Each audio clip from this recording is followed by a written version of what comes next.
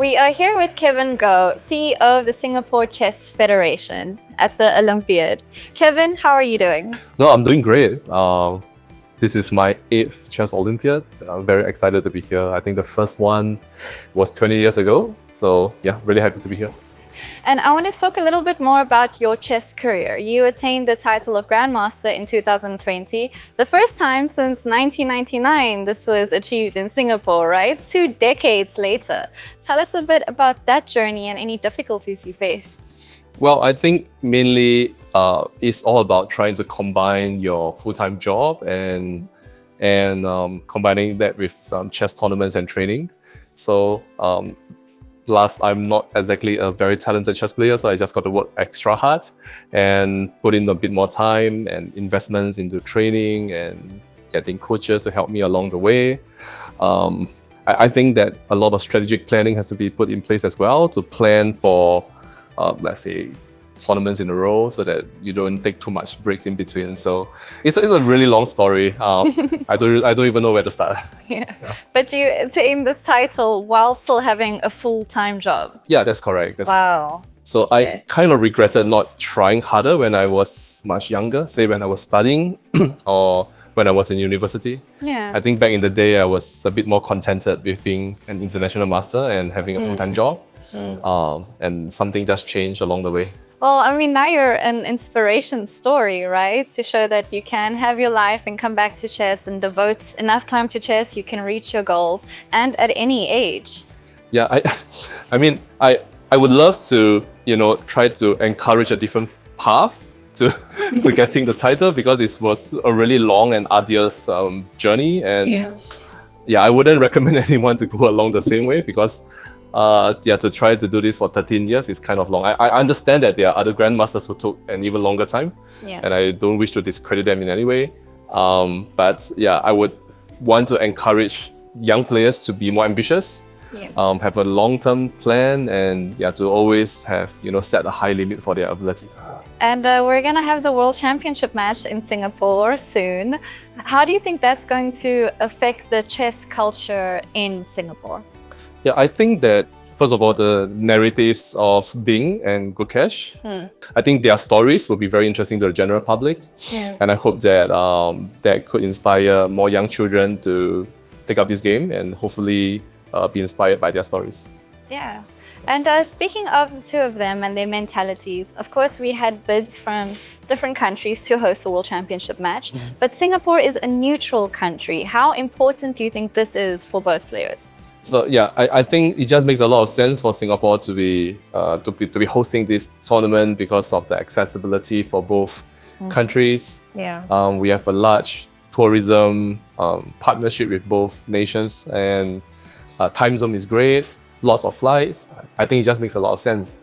And tell us a bit about the organization process. Have you faced any difficulties so far? Hit any milestones? No, I think that hosting a tournament of this magnitude always comes with challenges. But I'm always grateful that so far the cooperation with FIDE has been quite smooth. We always manage to come to some kind of agreement in terms of different logistical arrangements. There's always close communication. So Emil is always, he has been saying on interviews that he calls me or talks to me every day. It's pretty much true. So ended up being kind of like best buddies on WhatsApp now.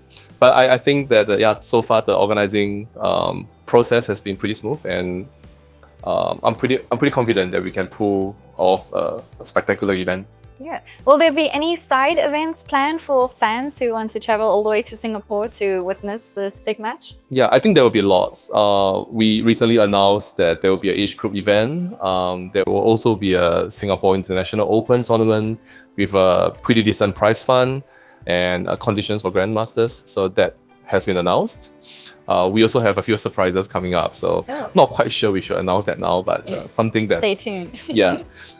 But you can expect that you'll be used to or accustomed to seeing, for example, a fan zone with chess celebrities will be there. So it's not just going to be about the match, it's more just a celebration of chess and including as many fans as possible. Yeah, I think so. I think that if we focus on the match, and of course the match has to be the priority. We are talking about the World Chess Championship, which has a long tradition, and all the respect to the two players who are fighting for the biggest title of all.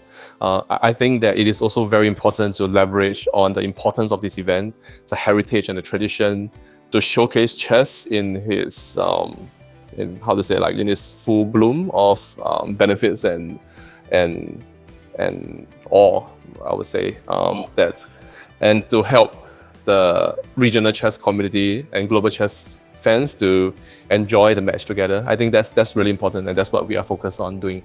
Yeah, and in line with that, the venue, Resorts World Sentosa, is pretty exciting. Can you tell us a bit more about that?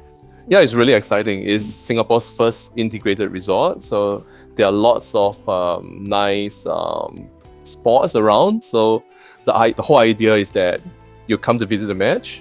I fully understand that most chess fans will not spend 5-6 hours sitting and observing the game, because that's not, I would say, in these days when everything is so much faster, you probably want to do a few other things as well. And there will be a few other places that we can go other than the side events. So for example, there's the Universal Studios of Singapore, and there's the Adventure Water Park, and other spots within Resorts World that could be very fun for the average tourist. Yeah. So sort of like a chess vacation. That's correct. That's correct. Yeah, I think that makes a lot of sense. So we want to combine the experience so that it is much more enjoyable. It's not just limited to a game of chess between two very strong chess players. Yeah.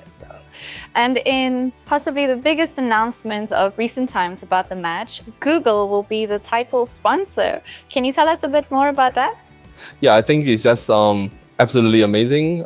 We are very privileged to have the forefront of technology, a global leader in deep tech coming on board to support chess. And I guess that the biggest impact of technology or deep tech on chess would be DeepMind and AlphaZero. So I think that their focus on deep learning has everything to do with what we try to do as chess players. Like we want to solve problems over the board in a logical manner, and find the truth of the position. I think that's exactly what Google has been trying to do in the last few years. And yeah, I think that we have a lot of exciting side shows coming up along with this sponsorship. And what role do you think technology will play in the championship, especially in terms of engagement?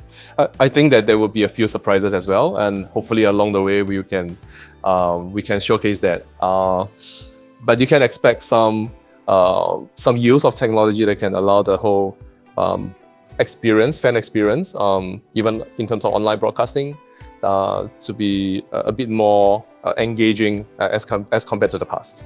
Okay, well, it's exciting times. I look forward to watching the match, and everyone at home does too. And good luck for the Olympiad and match preparations. Yeah, thank you so much. Thanks very much. Cool. That was so nice. Thank you. You're awesome.